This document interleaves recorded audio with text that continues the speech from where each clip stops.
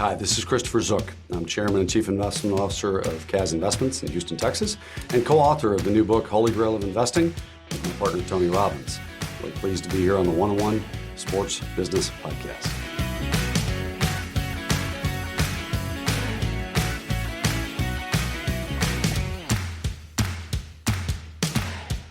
Hi, this is Dave Almy of ADC Partners, and thanks for checking out this latest episode of the One-on-One Sports Business Conversations podcast. Don't forget, you can always find past episodes of this award-winning podcast at adcpartners.com/podcast. Now, back in the day, if you wanted to call yourself a sports team owner, one of two things had to happen.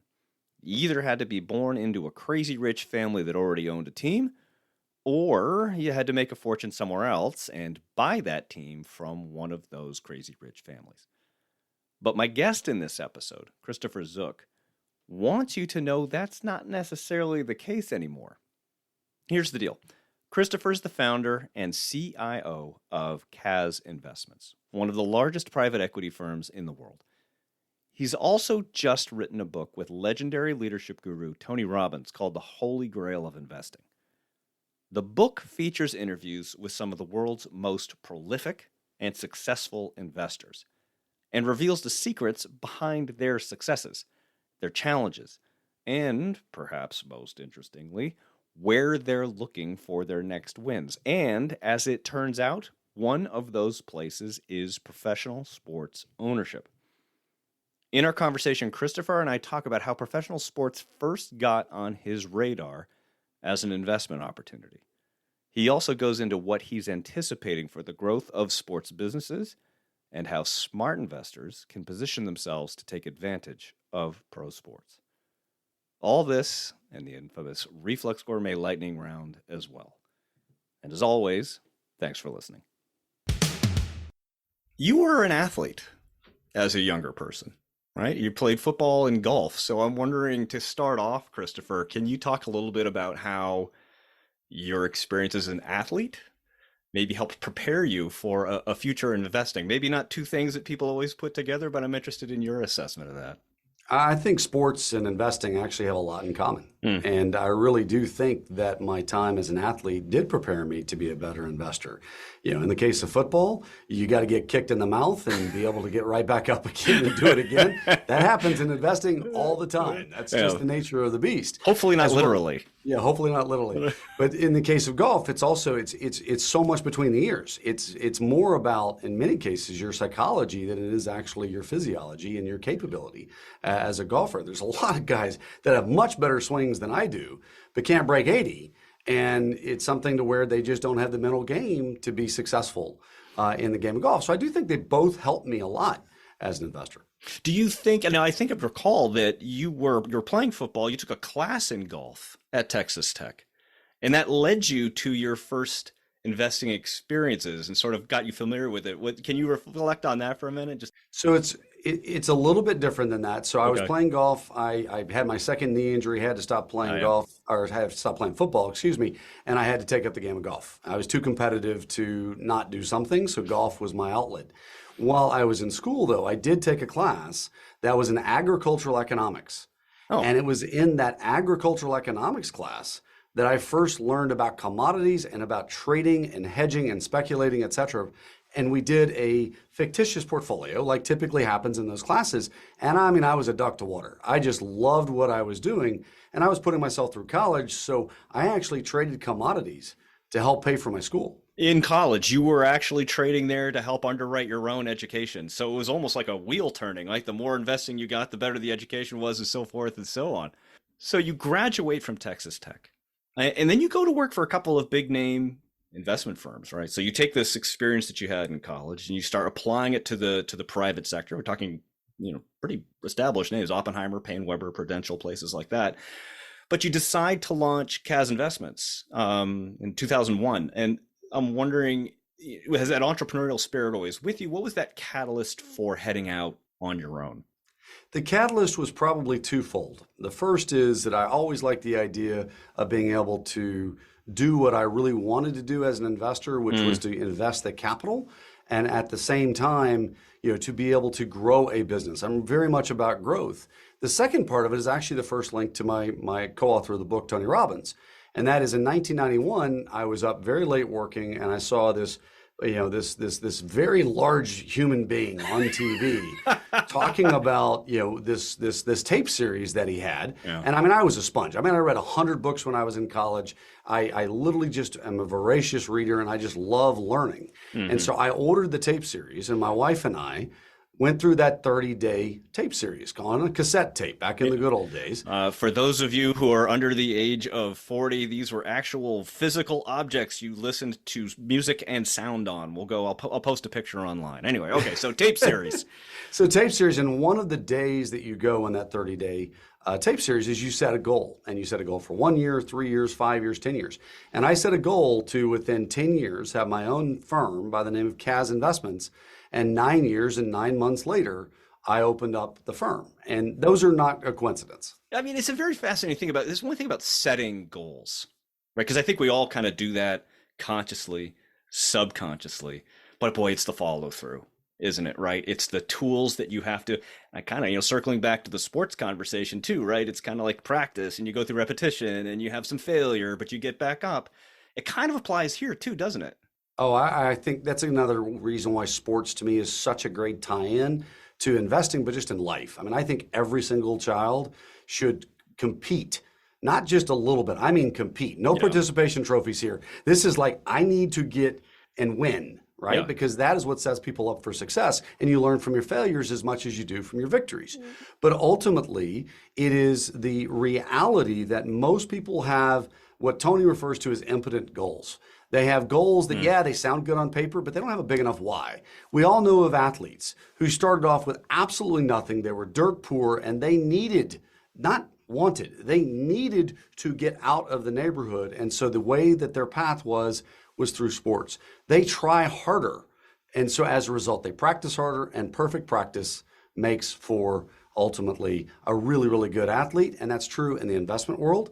Is the bigger the why, the more we try. And ultimately, if you really want to do something special, you can, as long as you work harder than anybody else. You talked a little bit about being introduced to Tony Robbins, the big figure on television, and doing the tape series and getting that understanding and sort of familiarity with him. How did you two actually meet, and how did that relationship evolve to the point where let's write a couple books together and see how that goes? Tell us about that journey. So Tony became a client of our firm before I ever met him. I had been to some of his live events and he was massively impactful. And I've said this on other podcasts, but other than my faith and other than my wife, nobody's had more of an impact on my life than Tony Robbins. That was before I met him. Yeah. Right.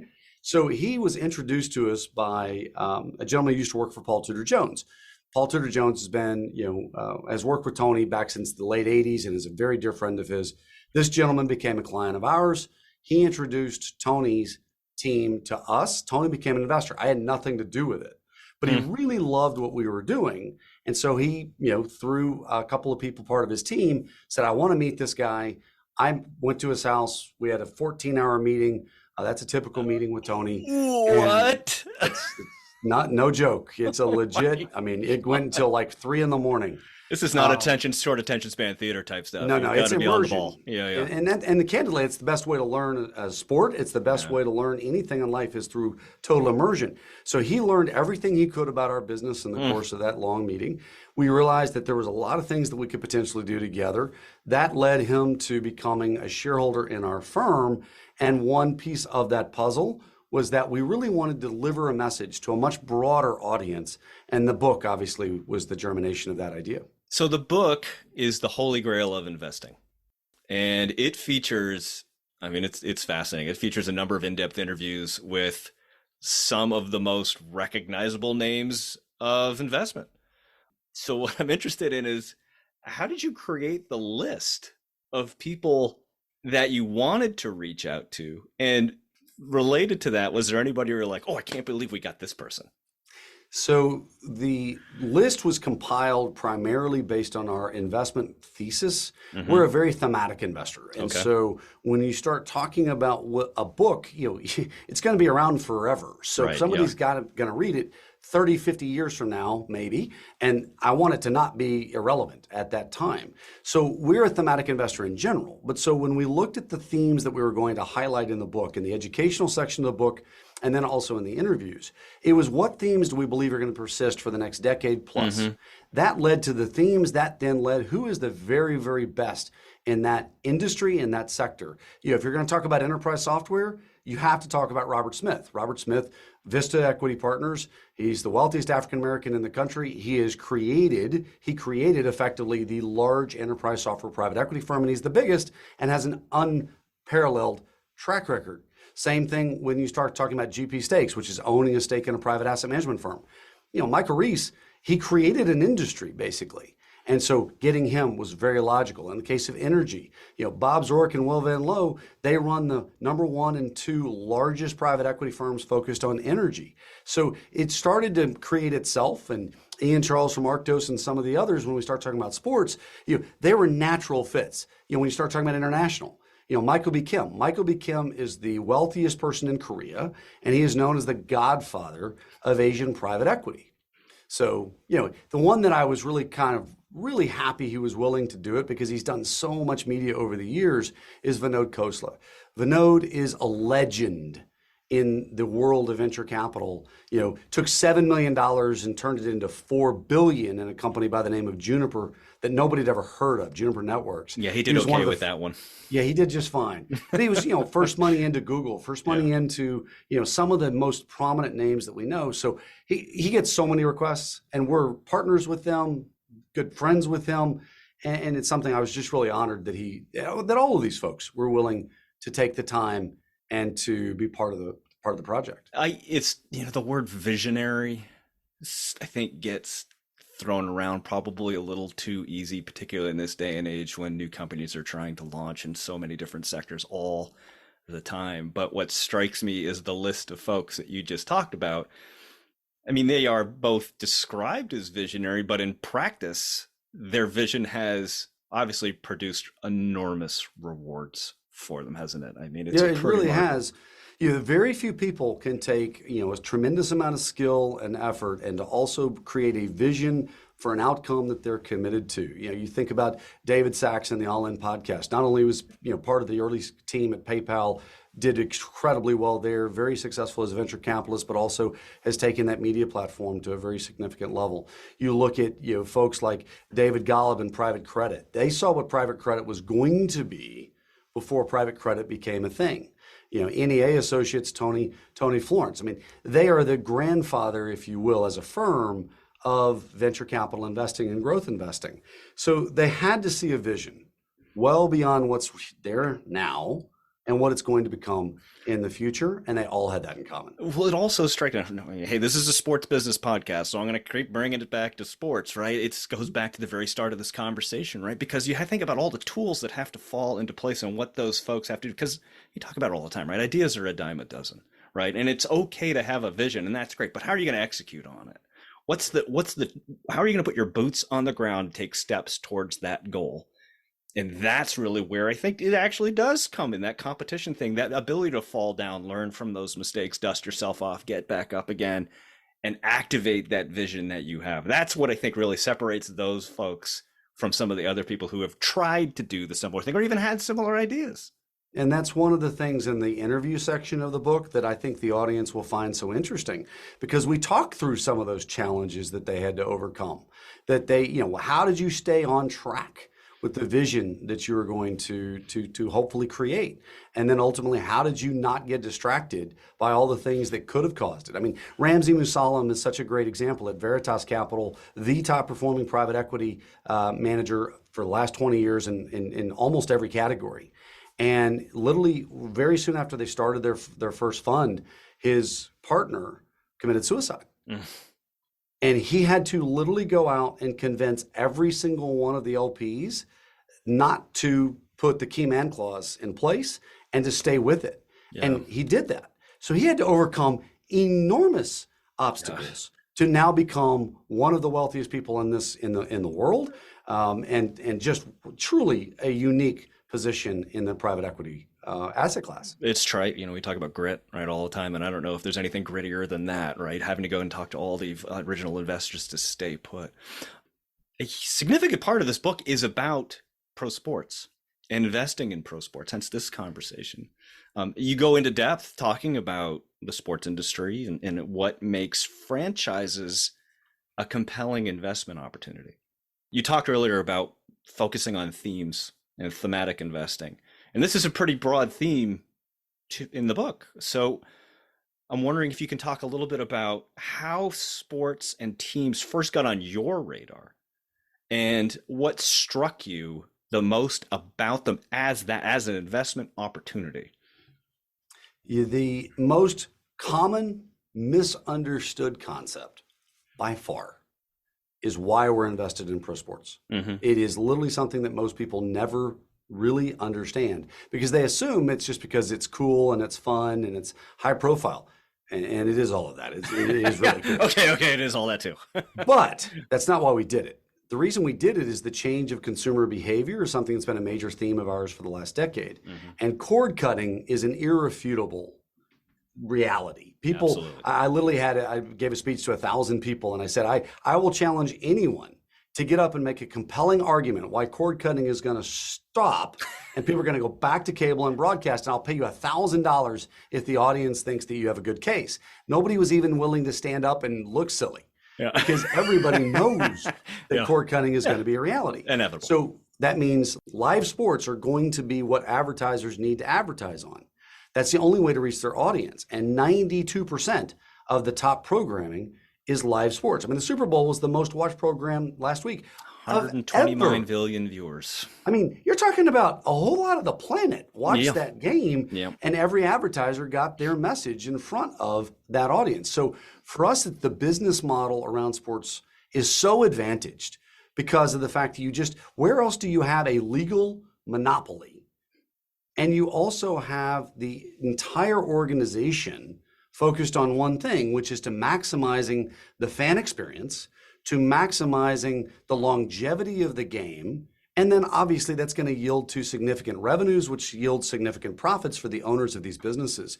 But everybody is all about how do we take these fanatics, also called fans, where the name comes from, and make them just so much a celebration of the human spirit that sports brings out. I mean, where else in the world do you have people of all different, types, shapes, sizes, and, philosophies get together, unified, to be able to just want to go nuts? Put your face paint on and head to the stands. Absolutely. Only in sports can you see that. And that's one of the great things about investing in something that's that resilient and that's persistent, is we're adding enormous value to the consumer. And at the same time, obviously making a great investment. You also talk a little bit in the book about, it's also a business that has almost no business development costs, right? Because the way that tradition and fandom is handed down through families, through friendships, through relationships and things like that. So that entire construct of a business operation is almost superfluous. I mean, I know company teams do it, but it's just baked in. But sports almost, somewhat famously don't play by the rules of a typical business. And, we've had an opportunity to work with a couple of owners in the past who have assumed that they would take their skill in one business and apply it directly to sports. I mean, manufacturing and sports don't necessarily play by the same rules. We talk about the Anaheim Mighty Ducks when Disney owned them. Disney was out of their depth on that one. They didn't really understand how that kind of worked. So in your mind, as you consider pro sports investments, what do people need to pay attention to in order to minimize risk when they're considering an investment in sports? Where are those red flags?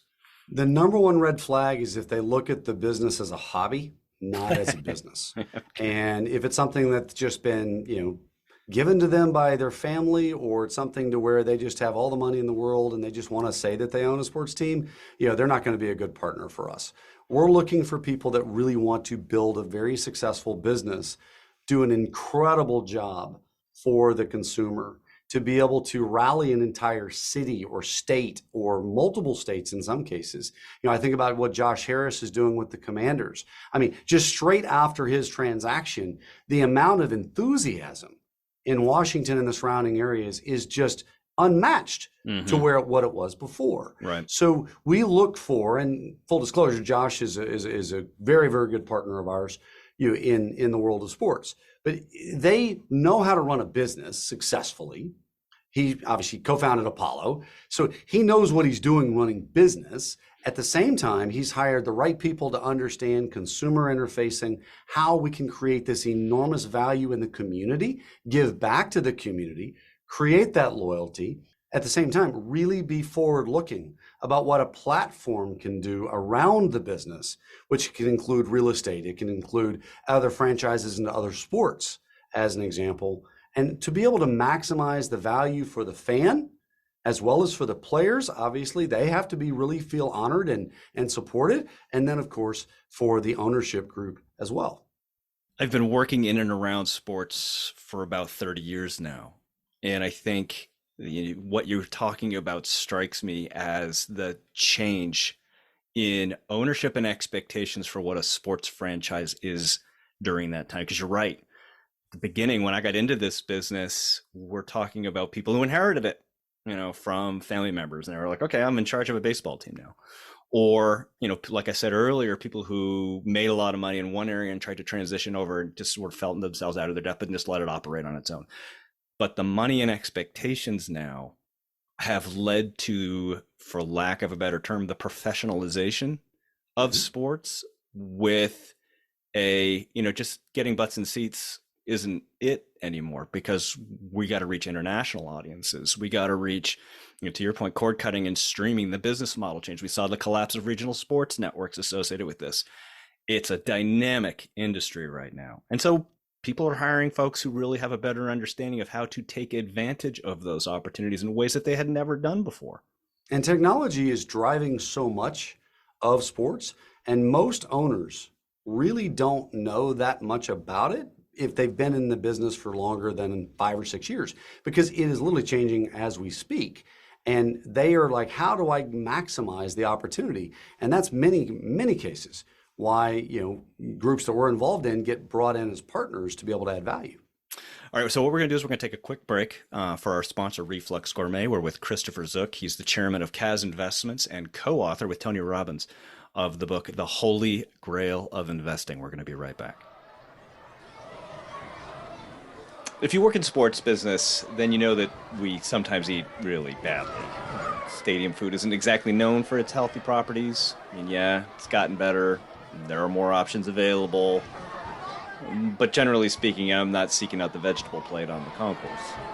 It's kind of ironic, right? I mean, you're watching these world-class athletes push themselves to the very limits of human performance while shoving a plate of nachos loaded with shaved meat and a hot liquefied cheese that's a color that doesn't even appear in nature. And while that food can taste so good going down, I almost always pay for it later on with heartburn and acid reflux. And that's when I turned to Reflux Gourmet. It's great tasting, all natural way to treat acid reflux. And you can't even believe how good this stuff tastes, right? A chef in Napa Valley actually curated flavors like vanilla caramel and mint chip.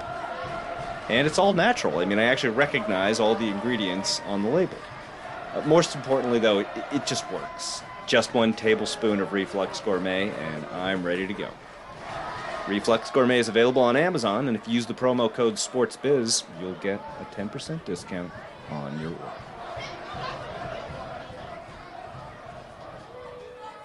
Okay, so we're with Christopher Zook. He's the chairman of CAZ Investments and co-author with Tony Robbins of the book, The Holy Grail of Investing. And Christopher, one of the investors, of the many that you talked to for the book, is Ian Charles. Now, like I said earlier, I've been in this business for 30 years. I had not heard the name Ian Charles and was not too familiar with Arctos Sports Partners. So you can imagine I got page turning in particular at that section. I want to understand how Ian and his business, Arctos Sports Partners, got on your radar and what separates him and his approach and the firm's approach from others who are now sort of diving into that deep end of the pool? I laugh because the fact that Ian tells this story so much better than I do. Ian is a fascinating guy because he comes from the private equity industry, and he's really an innovator in the industry, but he's not a sports fan. And yet he runs the largest dedicated sports private equity firm in the world, but he's not a sports fan. But he loves engaging with consumers and he loves the business of sports. But the reason that we got involved was because of the fact that they called us. I mean, we're one of the 200 largest private equity allocators in the world. And so we have big checks that we write. And so people naturally want our money. And that's great because hence this podcast. I mean, that's what we're happening right now. That's right. And it's just, it's why we get to look at so many really cool and interesting things and own businesses like we do. But they came into our office. We were one of the very first meetings, and this is quoting him. He was really excited. He was very confident. He knew I was a sports guy. And he's like, this is going to go great. And at the end of it, he goes, that was not a good meeting. That didn't go well at all. Oops. And then he came back 4 months later and said, okay, I really feel good. We've given them tons of information, and I am very highly confident. And he walked in, he says, I'm not confident at all. That did not go well like I expected it to. And then 7 months later, so almost a year and a half at this point into the conversation, we actually started really having traction with it because I was the skeptic. Okay. I mean, of my entire firm, I was the one, it's kind of my job to be the skeptic anyway. That's kind of my role. But you're the sports guy. Like you would think you might have sort of. That's the thing. I looked at sports the same way as most people, which is it's just a trophy asset. It's just you lose money, but hopefully you sell it for more than you paid for it. And what I didn't appreciate was this entire matchup between our theme that we were already investing in a very significant way, the change in consumer behavior, and that sports is actually the best way to take advantage of that. Once that light bulb went on for me, that's when I was like, okay, I got to learn a lot more because it's a business I'm not familiar with. But after another 4 or 5 months, we became a very significant partner with them. And it's been a fantastic relationship. And we're honored to do a lot of the really interesting things that we do with them. There's this passage in the section with Ian Charles when you ask him point blank what you wish he wishes he had done differently when he gets started. And I thought his answer was fascinating, right? Because he said, I wish I'd hired more machine learning engineers to focus on data and AI. And I kind of did a little bit of a double take because that, like I said, was not the answer I was expecting from him, right? So what does that say about data now and how intertwined it is both in your business but also in the business of sports as we start to look at fans and monetizing the data that goes along with that? Data and AI and machine learning are at the forefront of everything in our business. We actually signed a 5-year strategic partnership with Palantir to overlay their machine learning and AI on every aspect of our business. Wow. The same is true in sports. If someone is not involved in data science, they are missing enormous opportunities to be able to, deliver a better result for their fans on the field or on the pitch. They are losing the opportunity to deliver a better experience for their fans as far as the overall entertainment concept. And then you also have enormous monetization opportunities because of that extra data science. And that is one of the reasons why Arctos in particular is brought in because, I'm not going to say names here, but specific owners have told me that they did not need a partner at all. They just flat out did not need one, but they really wanted to have somebody in their boardroom that actually understood all of this stuff, that was able to look at the whole league, not just one team. Because until literally 2 years ago, there was no ability to own multiple teams in the same league for the obvious conflicts of interest reasons. So the leagues came up with, and all the leagues have approved it except for the NFL, which we hope is going to happen soon, but it hasn't happened yet. The league said, okay, only if you meet all of these very strict criteria can you own more than one team in the league. I mean, for us to own a piece of the Astros, the Cubs, the Dodgers, the Padres, the Giants, and the Boston Red Sox, all in one league, Arctos sits at the center of that. And they get to see, obviously maintaining confidentiality, but they get to see what's happening in all of the different ballparks and all of the different leagues around not just baseball, but also in basketball, hockey, et cetera. And so when you bring all that together to an owner, you can add a tremendous amount of value we helped, Arctos helped the Sacramento Kings do a transaction that really increased their ability to reach their fans and to be able to, be more profitable as a business. Those are things that would not have happened without the relationship of Arctos. Diamond Baseball Holdings is doing that in minor league baseball. I think they're up to 30 teams they have interest or ownership stakes, and it speaks, I think, to how dynamic we talked about a little bit earlier, right? The sports industry is right now. There's lots of things happening, particularly in the terms of where the content's coming from, right? We've got women's sports are exploding. New leagues are launching all the time. Like drone racing, United Football, they're doing their thing. New models being tested. Professional Lacrosse League has a traveling circuit rather than city-based things. As you went through your research and interviews for the book, I'm wondering what thoughts you have on where the next great investments for sports are going to come from. Definitely all of the above. And I mean, if you'd asked me 2 years ago would I own a piece of a Formula One team, I would have said, that's crazy. Why would I do that? Then I looked at the economics of it, and oh my gosh, it's off the charts as far as the type of person, clientele, and obviously the Netflix series did a lot for it, but it was really popular before that too. Same thing with women's sports, and same thing with just lots of different types of things, because it all comes back to the same thing. If the advertisers need great content and it needs to be live, well, we have a saying as a firm: find a need, fill a need, get paid. It's really simple. I'm getting that tattooed on me somewhere. If you know that there's a need and there's people that would like to watch, and one of the things that COVID did to the world is, there's only so much time you can spend binge watching this, that, and the other. At some point, you want to actually get out and get into community, or you want to have something that surprises you, because as many times as you watch Lord of the Rings, it's still the same ending. It's pretty much the same. Yeah. But you watched the Super Bowl last weekend and you go, oh my gosh, I have no idea what's going to happen. Overtime, drama, etc. People need that in their life. They need that variety. They need that excitement. That doesn't come from just another great movie. They're wonderful, but it doesn't persist through time. And the advertisers need you to create that content. And so entrepreneurs will find a way to do it. Okay, so given the potential rewards, I think we've established, right, there's a huge opportunity here. What advice do you have for those of us who maybe haven't earned their first billion yet, underscoring the yet there, who want to get involved in sports from an investment standpoint, but where should they head? What advice do you have to get started? So there's only a few assets today that are publicly traded. All right. There are a few.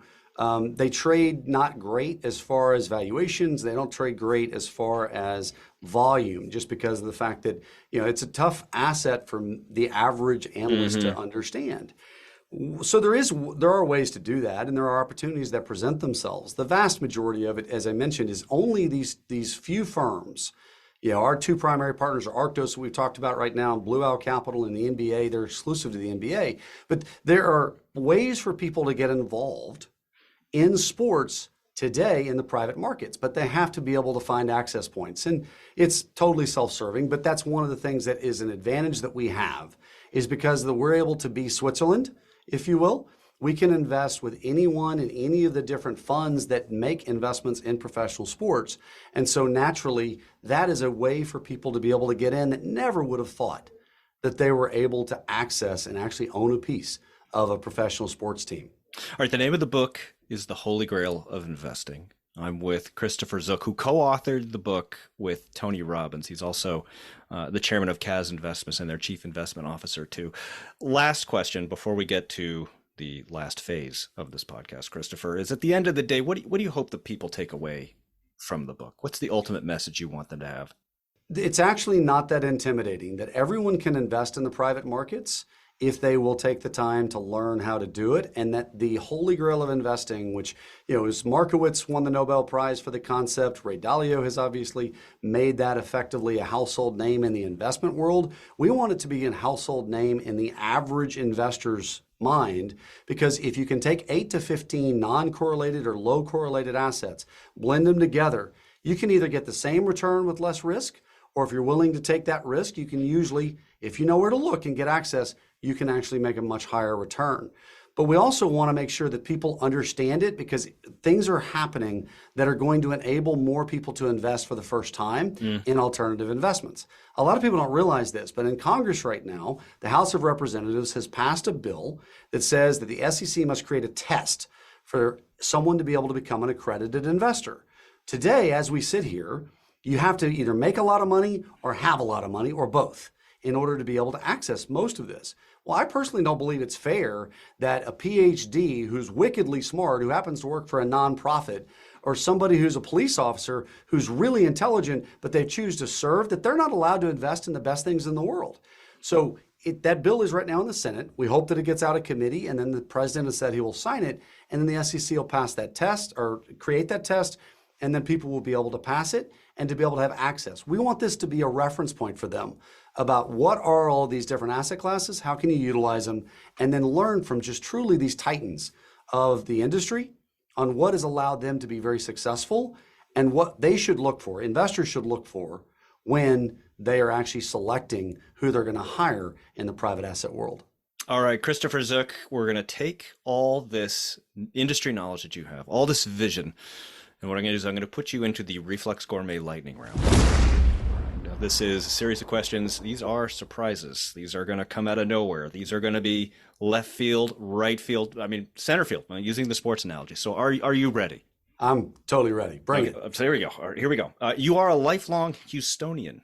What's something that the city should be famous for, but isn't?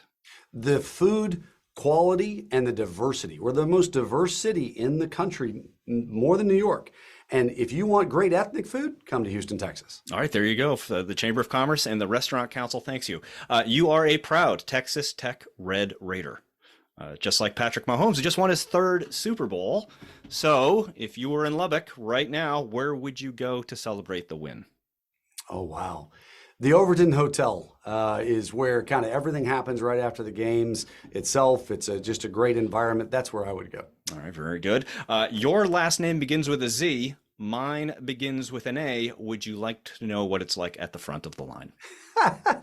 Every once in a while, I got that feeling in class because they would reverse it, and I was always at the front. That was great. It's pretty glorious, isn't it? When you get there. It is nice, especially when you're 7. I mean, it's a big deal when you're 7 years old.